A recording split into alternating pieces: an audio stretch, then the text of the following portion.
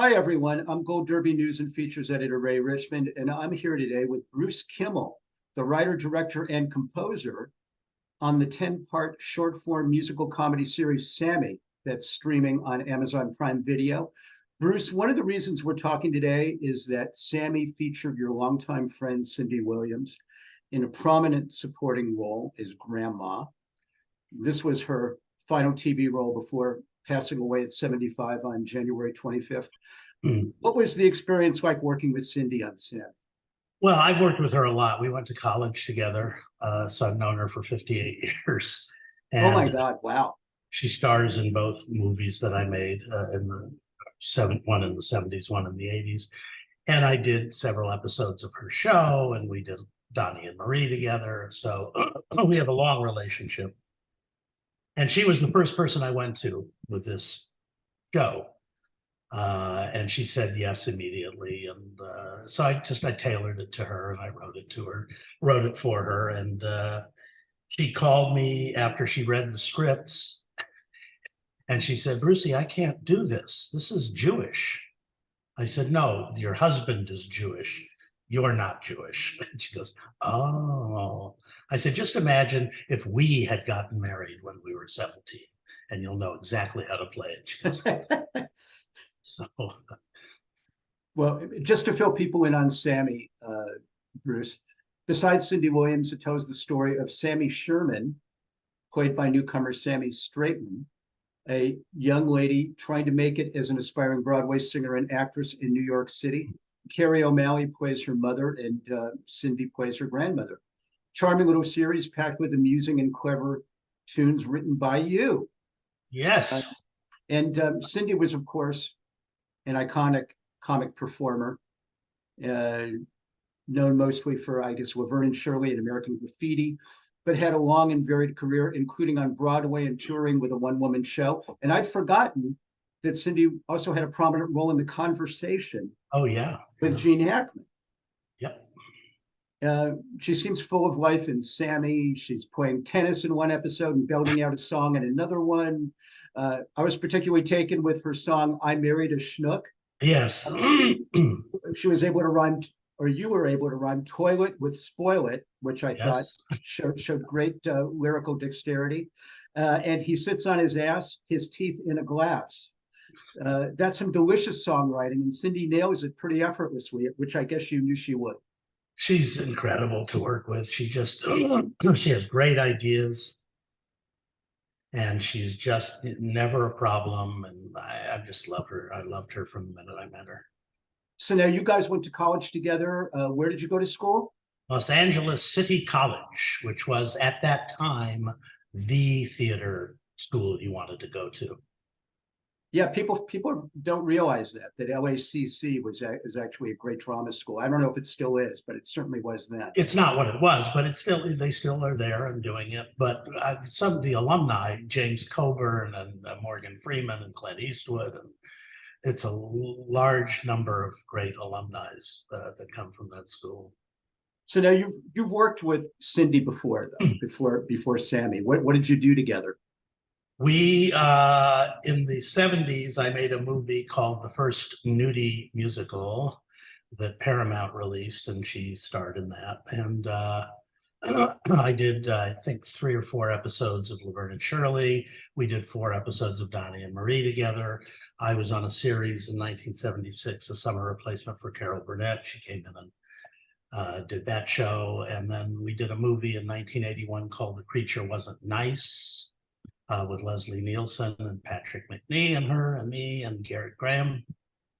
It's kind of a musical version of Alien. And I don't hear that every day. And like that. And just it's like I've never known a time when we, haven't been close. And so when did you shoot Sami? It was what, like middle of last year? No, I got the idea in July and wrote it in July. Wow. And we lucked into the money right away. So that was great. And we shot in September and October. I went to New York. We did 8 episodes in 10 days. And they're only 12 minutes, so That's still a pretty accelerated production schedule. yeah, well, the luck out was all of the apartment scenes were done at one time over 3 days, and all of the audition scenes were done at one time. So in that way, it was not so hard. But and then we shot the final 2 episodes in LA. Excuse me. What, maybe a dumb question. Excuse me. Was there any indication during production that Cindy was ill or not 100%? Not at all. So her death was a real shocker, and I had just intended, we finished editing all of the episodes the 3rd week of January. And I was about to call her to tell her how great she came off and how wonderful it was. And we heard this rumor, my publicist, our publicist, Sherry, called us on Wednesday night or Thursday morning, and she said, I heard this rumor that Cindy died. I said, what? I said, I would know this. Why would I not know this? And then we didn't hear anything for 5 days. So I thought, well, thank God, it's just a rumor. And I had texted her and I had emailed her and called her and left a message, but I never heard back. And then they released the death thing 5 days later. The kids released the information. So I don't even know what she died of. I mean, they've been very secretive about it. We still don't know. So it was kind of shrouded in secrecy for some reason. But she was fine during the shoot. She was energetic and happy, and we had a ball. And I said to her as she left when we wrapped shooting all her telephone scenes with Sami, I walked her to her car here, and I said, we'll probably be doing this when we're 100. And that was the last time I saw her. Well, I actually had some interaction with Cindy myself, Bruce, as an author of a book called My Greatest Day in Show Business. And she was one of the contributors sharing her greatest day.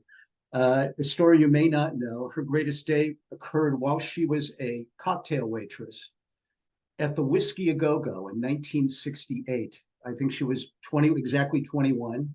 And she was waiting on Jim Morrison, the leader and lead singer of the Doors. And he asked her for a bottle of Jack Daniels. And she's like, I'm not sure that I can bring you a bottle to the table. He's like, hey, look, just talk to Bill. Bill knows that I get a bottle here at the Whiskey. So she goes and he's like, oh my God, is that Morrison in the club? God damn it, we're not giving him anything. He knows better than to ask for a bottle. So she goes back to him. I'm sorry, Mr. Morrison, but my boss says I can't bring you the bottle of Jack. And she's like, you go and tell Bill that, God damn it, that he's got to stop pulling this shit. So she goes back to him and he's like, oh, does he? This goes back and forth 2 or 3 times about the bottle of Jack, and they can't serve it. And she starts crying and blubbering. And like, I'm so sorry, I don't know what to do. And then they both start cracking up. It's like, we were just fucking at it. It was just the greatest story ever. It was the best story that I had out of 75 stars in the book. Cindy's the most colorfully told, and the funniest and coolest. Well, she has great stories about everything. And I saw her, I helped her with her one-person show in a small way. And great stories throughout that show.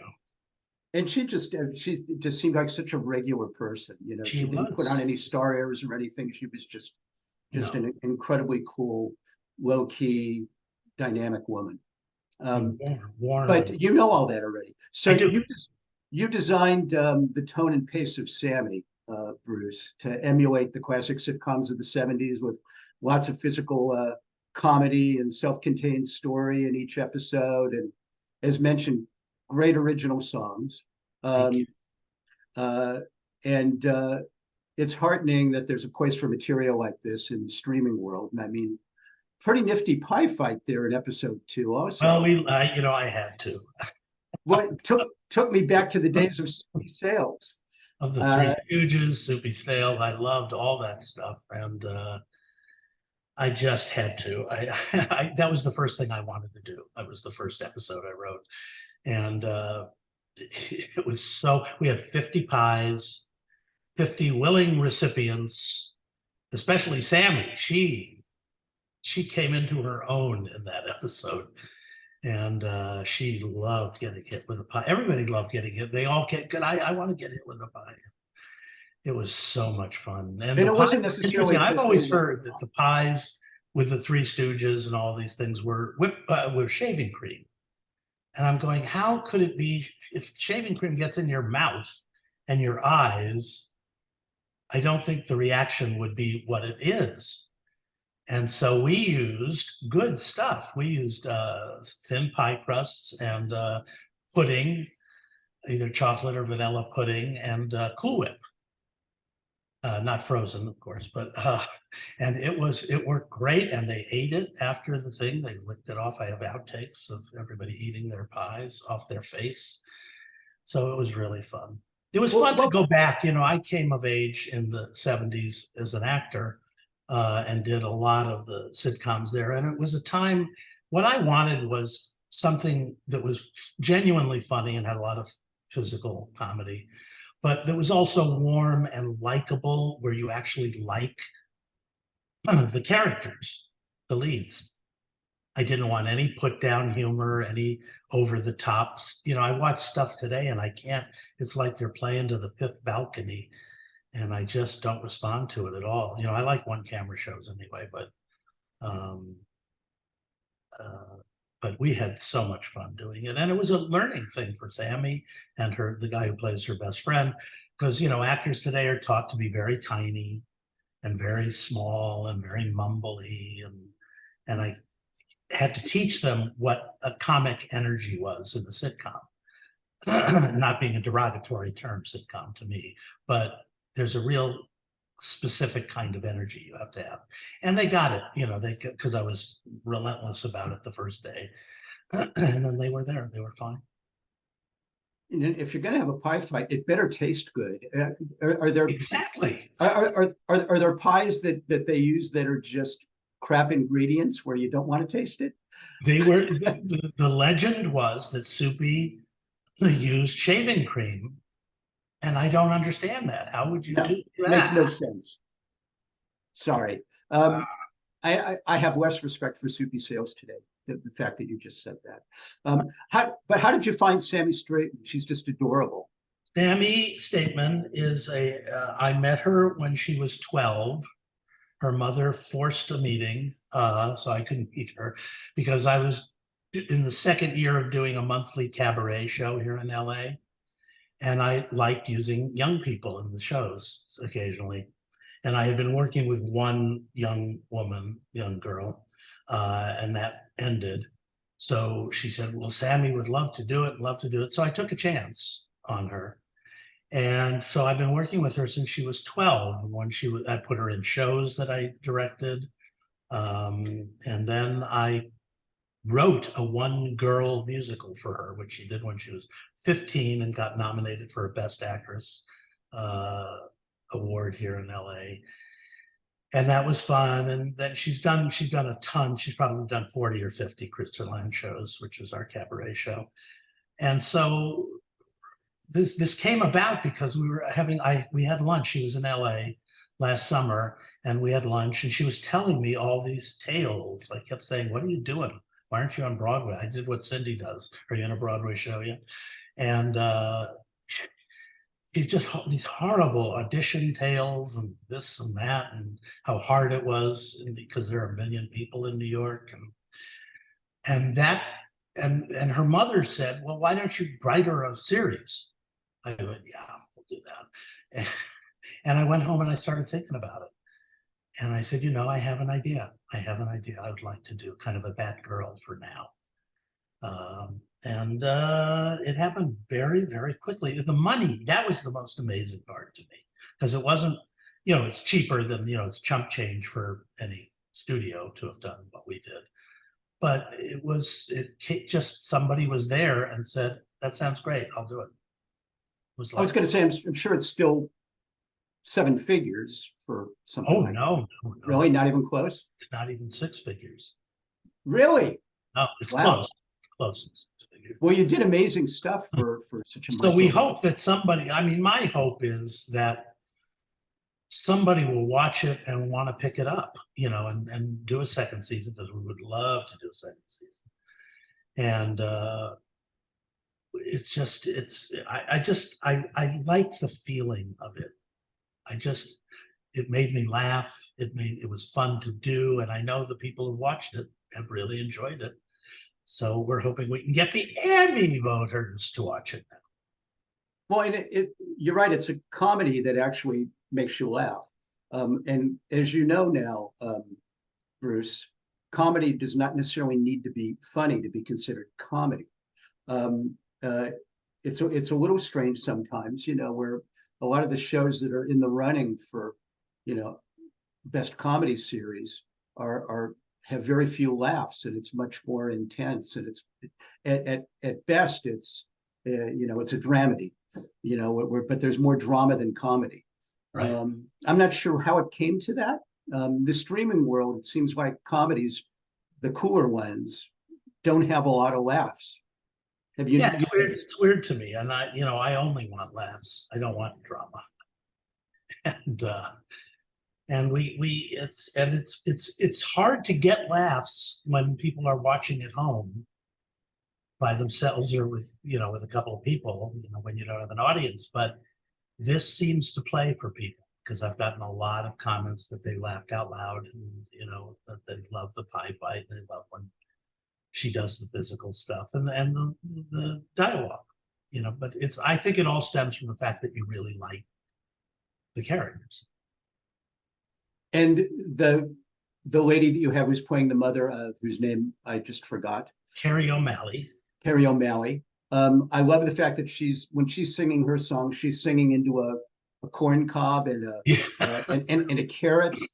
Yeah, you have all these fun little sight gags, which really play well. She's great. She's done tons of TV and film and Broadway, and she was the first person I thought of for this. I went to her right away, and because she kind of looks like, she's got red hair, but she kind of looks like Sami in a way. They have similar noses and mouths, and so that was great. Everything fell into place, and then I got to use. I've been a record producer for 32 years now, and I got to use a lot of the Broadway people I worked with over the years, and that was really fun.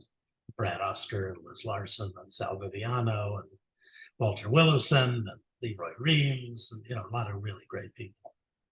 And you wrote a lot of songs for this in a very short period of time, which is not easy to do. 14 songs. That's kind of amazing. I mean, did you do it in that? Because what did you say? You wrote this whole thing in a couple of weeks. I wrote the episodes in 2 weeks, and the songs, I'm very fast with songs. I write very quickly. And so they came I tell you something, the minute I got the idea for the show, I went to the piano and wrote the theme that you hear over the titles. Everything just kind of fell right into place with this thing. And believe me, I've been on things that have not fallen into place easily. Well, that's showbiz, literally. Yes, boy, is it showbiz.